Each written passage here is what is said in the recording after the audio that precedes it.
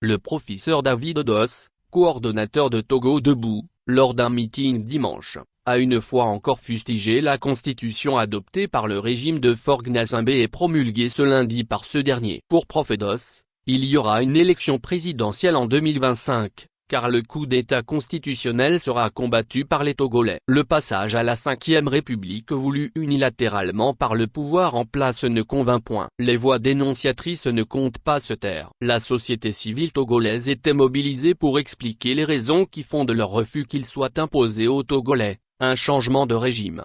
Les organisations de la société civile togolaise lors d'un meeting le dimanche ont réaffirmé leur désapprobation face à la nouvelle constitution. Un grand meeting d'information, de sensibilisation et de protestation a eu lieu à Bekodjandji, l'un des rares rassemblements depuis ces dernières années en raison des interdictions du régime en place. Pour le professeur David Odos, la constitution de 92 est violée en ne consultant pas les Togolais. Nous le réaffirmons. Il s'agit d'un coup d'État constitutionnel, a-t-il déclaré. Le Togo a besoin de l'alternance. Il est donc temps pour les Togolais d'essuyer nos larmes, levons le front et affronter l'avenir, a appelé le premier respect du mouvement Togo Debout.